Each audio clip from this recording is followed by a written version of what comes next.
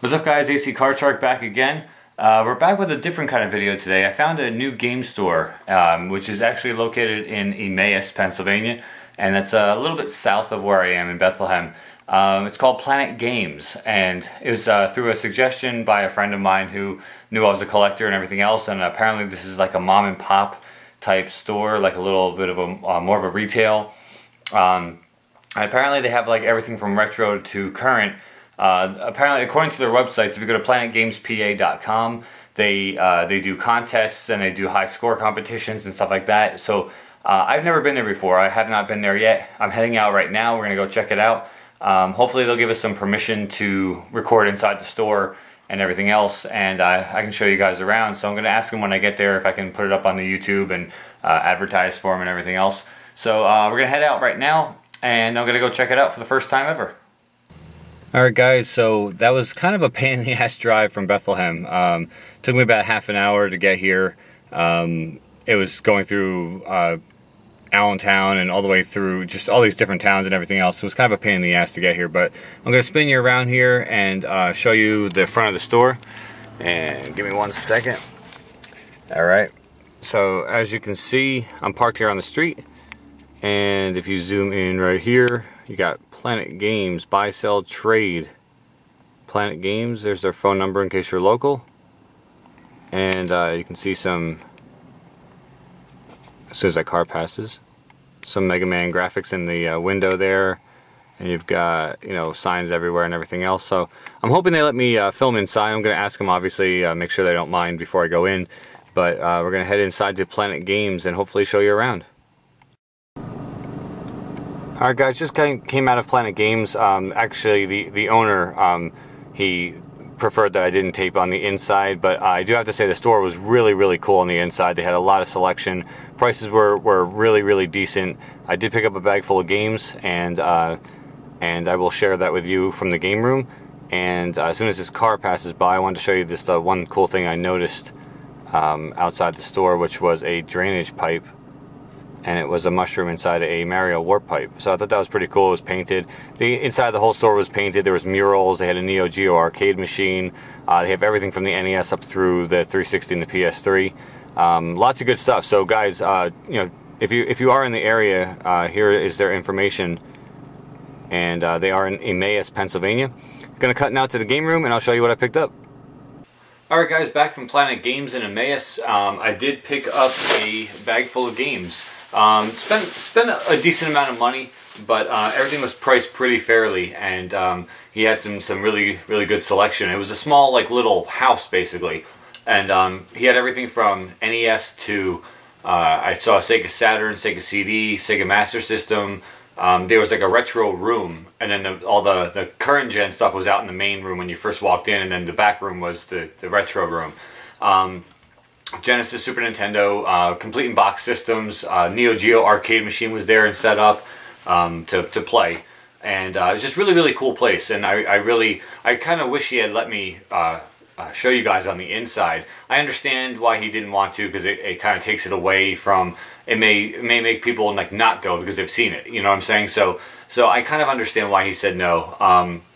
I just kind of wish I could have snuck some video somehow, but I had to respect his wishes and everything. So, without further ado, I'm just gonna get right to it. I got a whole stack of Nintendo games here. Just went for the NES. I could have gotten a whole bunch more, but I didn't. Got the receipt here. I believe I have a total of I don't even know how many. It doesn't even number it. So it's gonna run right through it. First game up, I didn't have.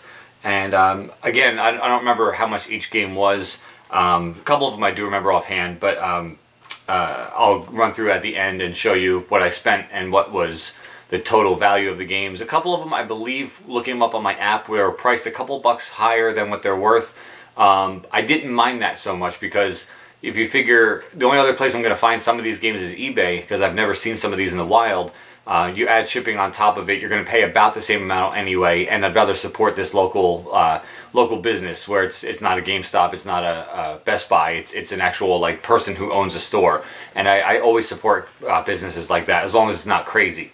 So anyway, first game I got was Xanac for the NES, and the label's a little bit worn, a little bit faded, but he was saying to me that it was one of the first games he ever played on the NES, and that it's a really, really good shooter that actually adjusts how hard it is based on how good you are at the game. So if you're really not good at it, it'll kind of ease up on you. If you're really good at it, it'll actually get harder.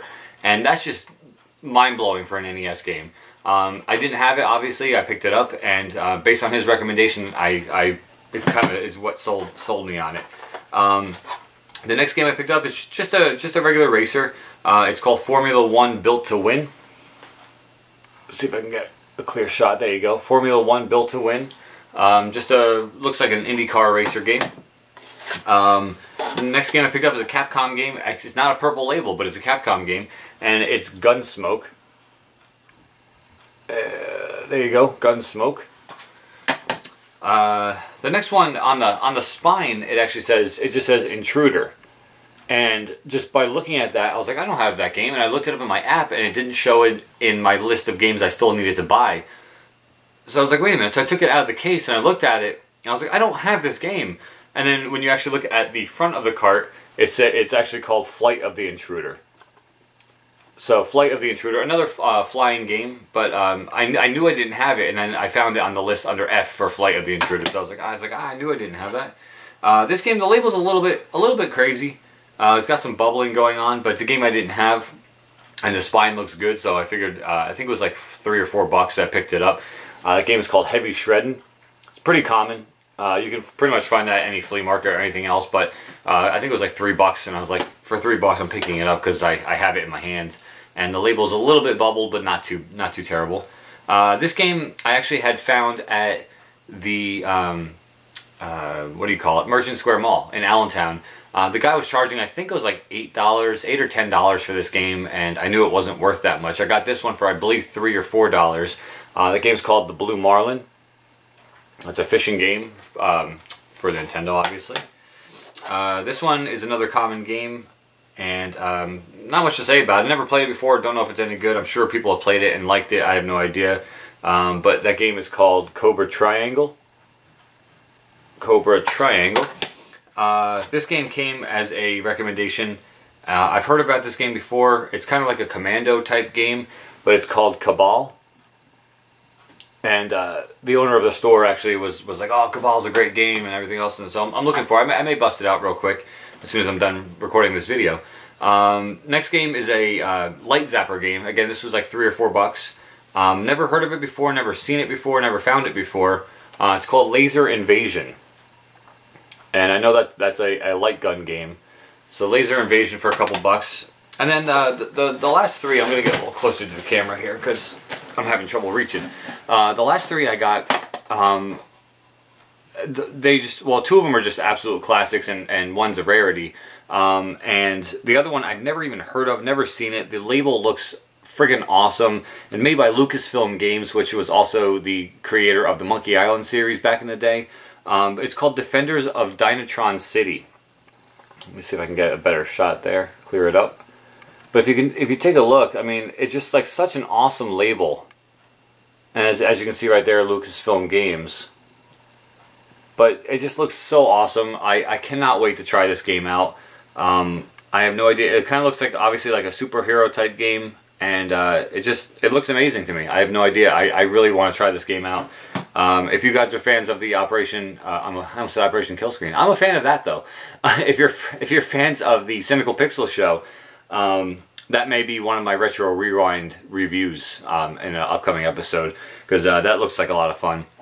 Now the last two are both classics, and one, like I said, one's a rarity. First one that's just an absolute classic, and I don't have it yet in the collection, and that's Mega Man 4. Mega Man 4. This one was priced, I would say, $2 to $3 above what it should have been priced, but for the condition of the label and the fact that I found it in the wild and not on eBay, and the fact that if you find it on eBay you still have to pay for shipping and everything else, I really feel like I didn't do too badly with this. I think it was like $2 above what the app was listing it for. So, and again, it was supporting an independent store, which I always am a big fan of. So Mega Man 4. So now I've got 2, 3, and 4. I need 1, 5, and 6, and 5 and 6 being the pretty rare ones. But and then the last game I picked up, I had all those games put aside, And I said, do you have anything else that's a little bit more rare? And he said, he says, well, yeah, I have stuff. I have some stuff I don't really put out in the case that I just have, like, I wait for people to ask for it. And so he told me what he had, and he had Adventures of Lolo 2 and Lolo 3, and he was asking, I believe, $75 for the both of them. I don't know if that's a good deal or not. I have not looked up the values. I told him to hold them aside for me. I may be back for them at some point, but like I said, I wanted to do some research first, because it just, obviously it's a chunk of change for 2 NES games, and I know that they're pretty rare, but I did not pick those up because I already had spent a decent amount of money.